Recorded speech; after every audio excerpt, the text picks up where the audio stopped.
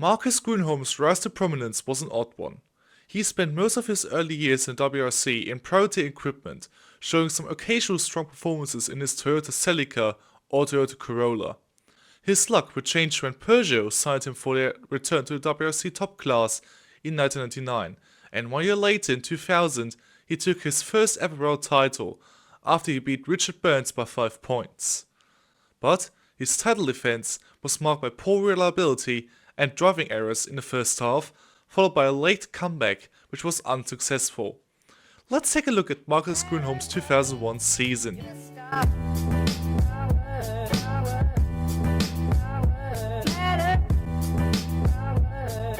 The 2001 season kicked off at Monaco.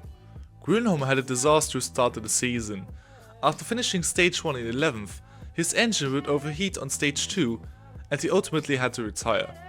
His luck wouldn't change at Sweden, where he won his first ever WRC event 12 months ago.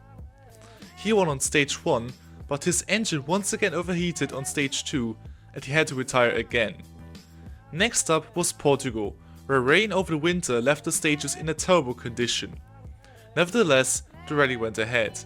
Whilst Tommi Mäkinen and Carlos Sainz were fighting for the victory, Grönholm had no chance to fight for the win. He wasn't even the fastest Peugeot, as newly signed Harry Rovanperä stole the show. Rovanperä was running as high as 3rd before his engine died before stage 13, elevating Marcus to 3rd. He would remain there until the end, earning his first points of the season. Spain was yet another disappointment, as Grönholm retired on stage 4 after he lost the wheel. Grönholm's Argentina rally wasn't anything special, as he wasn't able to catch the leader, but a potential point was lost when he killed his clutch after he went off on stage 19. In Cyprus, Peugeot launched their new evolution of the 206, and at first Grönholm was set to take his first pole of the season, but after stage 18 he lost fuel pressure on the road section and he retired again. Things went even worse at Acropolis when he clipped a rock, resulting in loss of oil pressure again, retiring once again. After the first half of the season, he only scored 4 points in contrast to 2000, where he scored 24. Really difficult now. I don't believe how difficult it is. We were now, I think, more than unlucky now. The Safari Rally kicked off the second half of 2001, but Marcus' luck remained the same. On stage 4, he arrived too quick in a bumpy section and damaged the suspension, retiring for the 7th time in the season. But at his home rally in Finland, his luck would finally change. In a rally where his compatriot and title challenger Tommi Mäkinen retired on stage 1 and his teammate Harry Rovanperä losing a potential podium thanks to a puncture, Grönholm's Peugeot finally remained bulletproof, as he finally won his first round of the season, 25 seconds ahead of his closest challenger Richard Burns.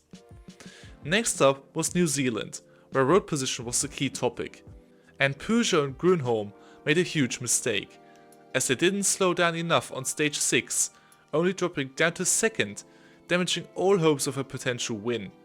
Why? Well, that's because the earliest starting cars on the day will act as road sweepers, essentially building up the grip for all the cars that are starting after them. Marcus would finish the rally in 5th. The next 2 events were held on tarmac, where Grönholm wasn't particularly good at it. A 5th place finish in Sanremo was followed by a retirement in Corsica due to an accident on stage 9.